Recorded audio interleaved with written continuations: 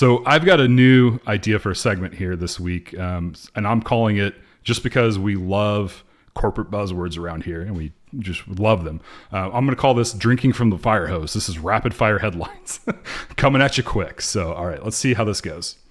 Tim Cook stepped down after 15 years as Apple CEO. His successor will be John Ternus, formerly Senior VP of Hardware Engineering. Yeah, one of my favorite commenters, intellectuals in the startup world is Steve Blank. And I remember Steve Blank wrote this article that the transition from Steve Jobs to Tim Cook would not go well. And the reason was, interestingly, he was juxtaposing their two characters. So Steve Jobs was known as the very highly creative person, entrepreneurial, creating new products, rethinking, reimagining how people interact with a screen, etc. And Tim Cook was the quintessential corporate executive that knows how to squeeze more and more cash out of the machine. But they needed each other. And one of the stories that people would tell was, if you looked at their offices, you looked at Steve Jobs, like my room, there's a book on the floor, there's stuff everywhere. Like this creative mind has attention deficit disorder at scale, right? Like he's just all over the place. And that's, you know, that with creative people, you see that. And you go over to Tim Cook's and it's like immaculate. The question would be, was Steve Blank right? What happened to Apple afterwards? Many are still criticizing it, saying, what's the next big thing? That next big thing never came under Steve Cook in these people's minds, or Tim Cook in these people's minds, right? My question would be, what's the story that you tell in the transition from Cook to the next guy? It's a hardware person. Is that because it's becoming more of a compute game again? Is that why they're going that direction? That hardware is going to be, really essential for what's coming? I don't know. But it is a good question. Like, what is the next thing for Apple, since they kind of sidestepped AI and are depending on the ecosystem that they built up and the channels that they built up, their specialization in hardware and brand and user experience? I don't know. To be honest. Let's see. Time will tell. Intel stock surges 25% after earnings beat analyst expectations. So, a year ago, we thought they were cooked. Now, because of CPU and data centers, the explosion of data centers, you get 1 billion incremental growth in Q1, right? So, not looking like a corpse to me right now, but who knows? Who knows what's going to come? That's 75% of my sales philosophy is right time, right place. The other 25 is take care of your customer.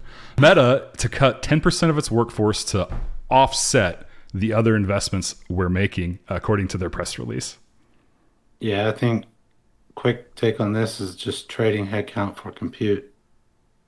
Yeah, pretty much. I think they put in 100 billion, 130 billion in compute, right? So you got to fund it somehow. Yeah. And tying into that, Microsoft offers voluntary buyouts for the first time in history, targeting 7% of its workforce with early retirement offers. So I think this is where you would say Microsoft is clearly trying to think about its complete business model.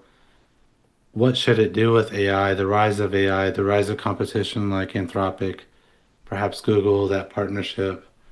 If OpenAI goes to IPO, what are they going to do? Are they going to be able to sustain with just Copilot and Teams and Excel? I don't know. Open question. Got to have somebody to hit those EBITDA targets.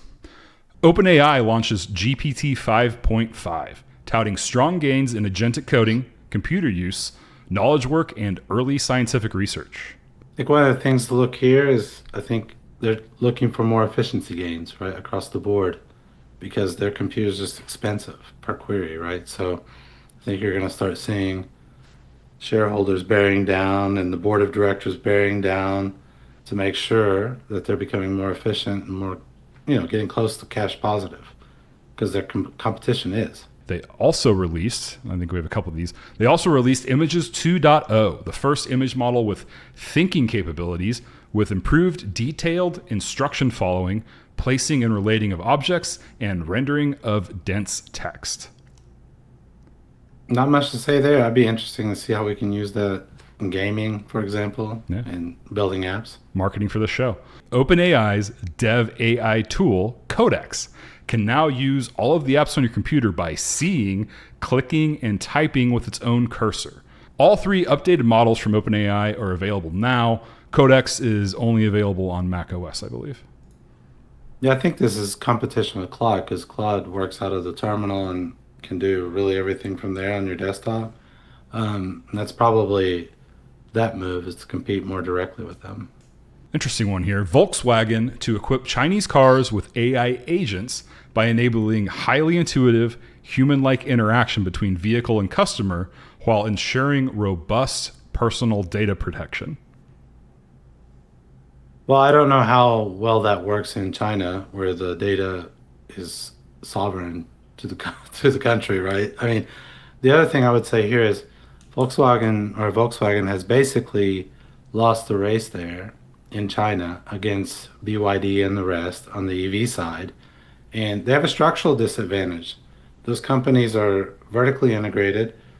Volkswagen has to deal with that European regulatory environment, expensive labor, etc.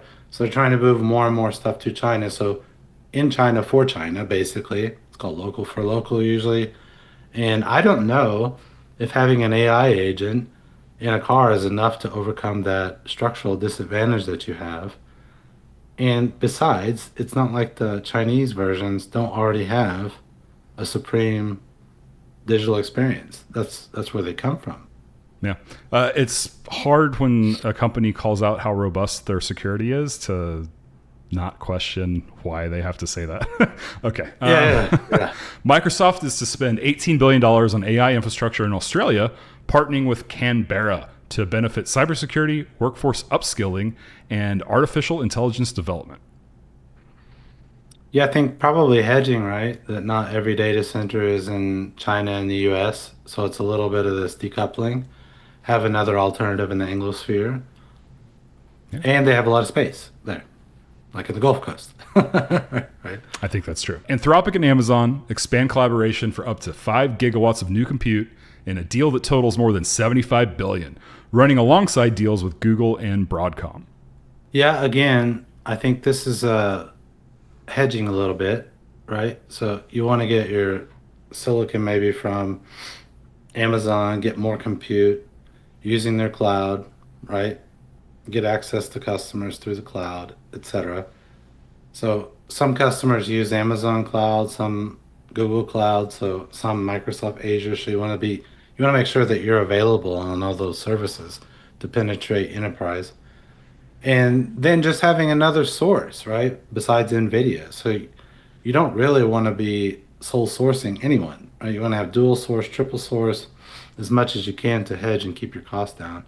And you see that in another context, Strait of Hormuz, if your supply gets cut off, you better have alternatives. Fair point. Hey, you've just watched a clip from Show Your Priors podcast. We hope you liked it. Check out our main channel for full episodes. We're also anywhere podcasts are found. Give us a like, subscribe.